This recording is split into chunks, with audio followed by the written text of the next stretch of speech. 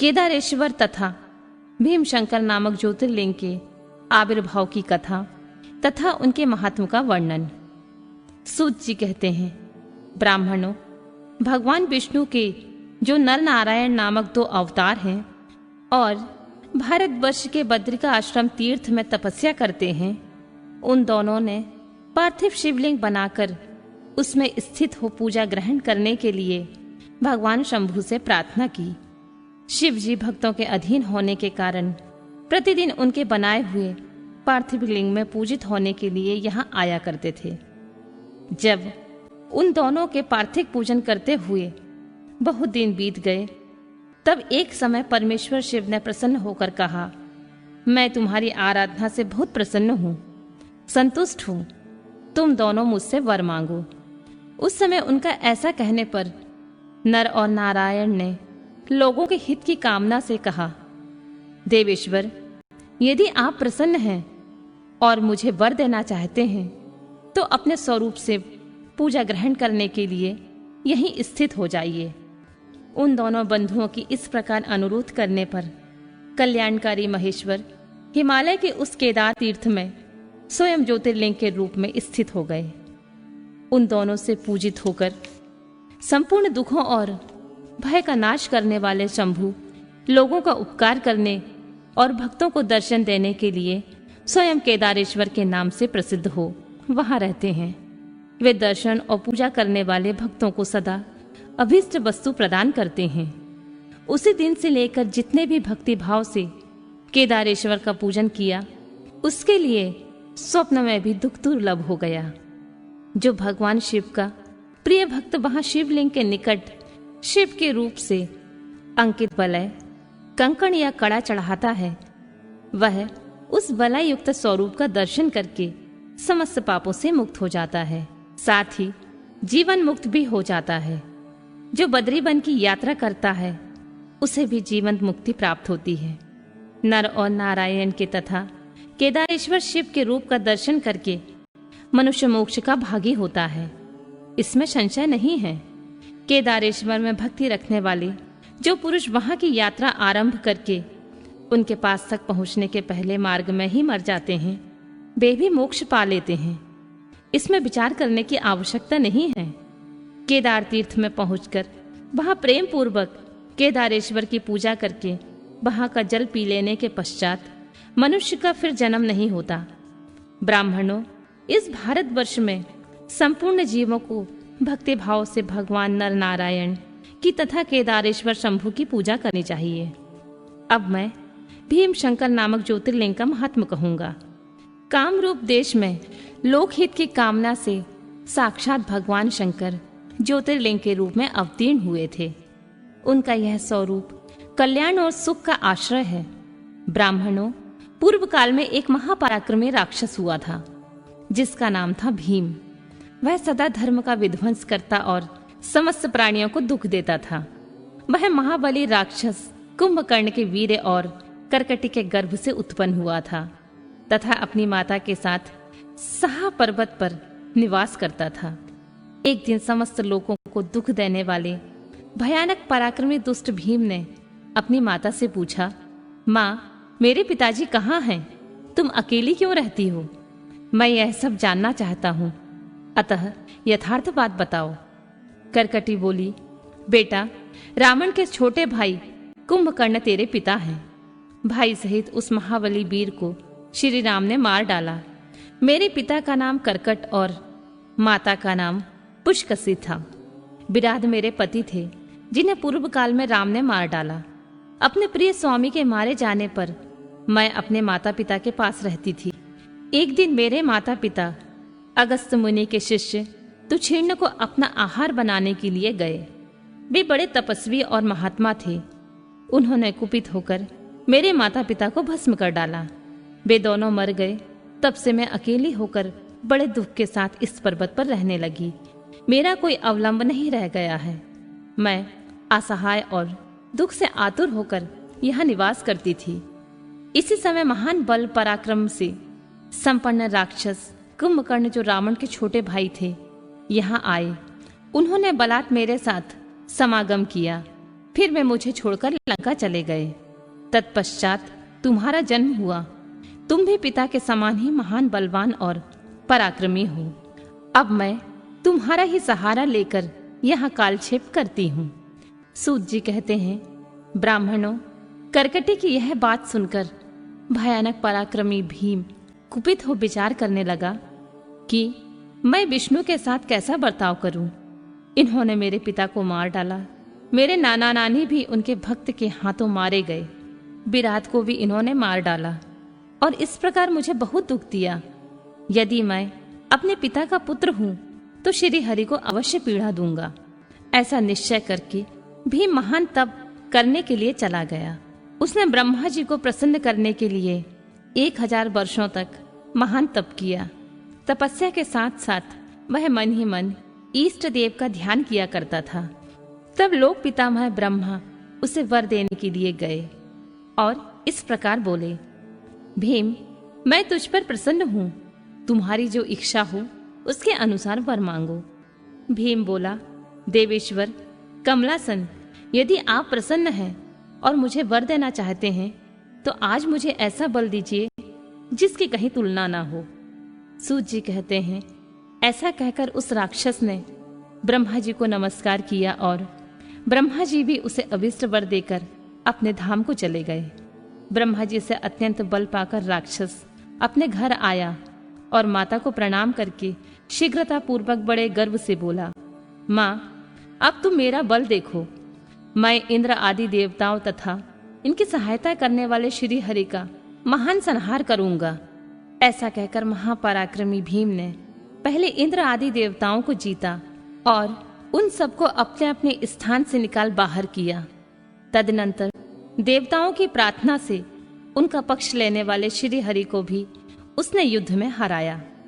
फिर प्रसन्नता पूर्वक पृथ्वी को जीतना प्रारंभ किया। सबसे पहले वह कामरूप देश के राजा सुदक्षिण को जीतने के लिए गया। वहां राजा के साथ उसका भयंकर युद्ध हुआ। दुष्ट असुर भीम ने ब्रह्मा जी के दिए हुए वर के प्रभाव से शिव के आश्रित रहने वाले महावीर महाराज सुदक्षिण को परास्त कर दिया और सब सामग्रियों सहित उनका राज्य तथा सर्वस्व अपने अधिकार में कर लिया। भगवान शिव के प्रिय भक्त धर्म प्रेमी परम धर्मात्मा राजा को भी उसने कैद कर लिया और उनके पैरों में बेड़ी डालकर उन्हें एकांत स्थान में बंद कर दिया। वहां उन्होंने भगवान की प्रीति के लिए शिव की उत्तम पार्थिव मूर्ति बनाकर उन्हीं का भजन पूजन आरंभ कर दिया। उन्होंने बारंबार गंगा जी की स्तुति की और मानसिक स्नान आदि करके पार्थिव पूजन की विधि से शंकर जी की पूजा संपन्न की। विधि पूर्वक भगवान शिव का ध्यान करके वे प्रणय युक्त पंचाक्षर मंत्र ओम नमः शिवाय का जाप करने लगे। अब उन्हें दूसरा कोई काम करने के लिए अवकाश ही नहीं मिलता था। उन दिनों उनकी साध्वी पत्नी राजबल्लभा दक्षिणा प्रेम पूर्वक पार्थिव पूजन किया करती थी। वे दंपति अनन्य भाव से भक्तों का कल्याण करने वाले भगवान शंकर का भजन करते और प्रतिदिन उन्हीं की आराधना में तत्पर रहते थे। इधर वह राक्षस वर के अभिमान से मोहित हो यज्ञ कर्म आदि सभी धर्मों का लोप करने लगा और सबसे कहने लगा, तुम लोग सब कुछ मुझे ही दो। महर्षियों, दुरात्मा राक्षस की बहुत बड़ी सेना साथ ले उसने सारी पृथ्वी को अपने वश में कर लिया। यह वेदों, शास्त्रों, स्मृतियों और पुराणों में बताए हुए धर्म का लोप करके शक्तिशाली होने का कारण सबका स्वयं ही उपभोग करने लगा। तब सब देवता और ऋषि अत्यंत पीड़ित हो महाकोशी के तट पर गए और शिव का आराधन करने और स्तवन करने लगे। उनकी इस प्रकार स्तुति करने पर भगवान शिव अत्यंत प्रसन्न हो देवताओं से बोले, देवगण और महर्षियों, मैं प्रसन्न हूँ, वर मांगो, तुम्हारा कौन सा कार्य सिद्ध करूं? देवता बोले, देवेश्वर, आप अंतर्यामी हैं, अतः सबके मन में सारी बातें जानते हैं, आपसे कुछ भी अज्ञात नहीं है। प्रभु महेश्वर, कुंभकर्ण से उत्पन्न करकटी का बलवान पुत्र राक्षस भीम ब्रह्मा जी के दिए हुए वर से शक्तिशाली हो देवताओं को निरंतर पीड़ा दे रहा है। अतः आप इस दुखदायी राक्षस का नाश कर दीजिए, हम पर कृपा कीजिए, विलंब ना कीजिए।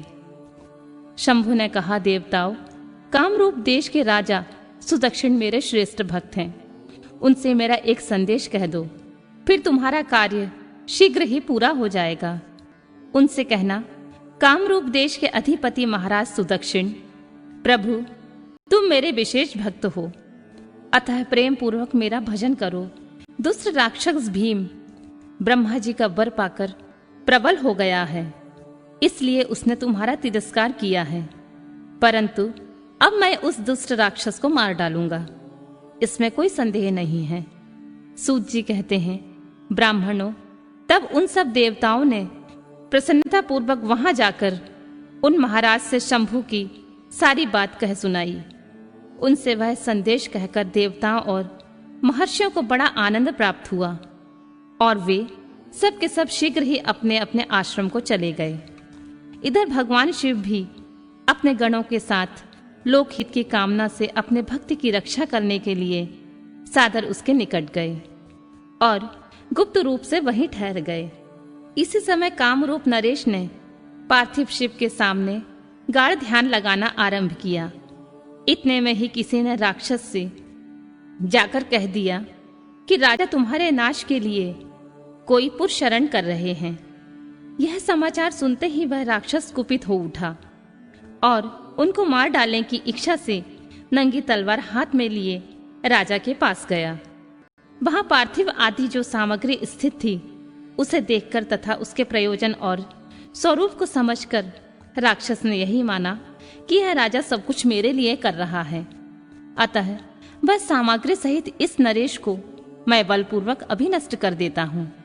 ऐसा विचार कर वह महाक्रोधी राक्षस ने राजा को बहुत डांटा और पूछा, क्या कर रहे हो? राजा ने भगवान शंकर पर रक्षा का भार सौंपकर कहा, मैं चराचर जगत के स्वामी भगवान शिव का पूजन करता हूँ। तब राक्षस भीम ने भगवान शंकर के प्रति बहुत से तिरस्कार युक्त दुर्वचन कहे, राजा को धमकाया और भगवान शंकर के पार्थिव लिंग पर तलवार चलाई।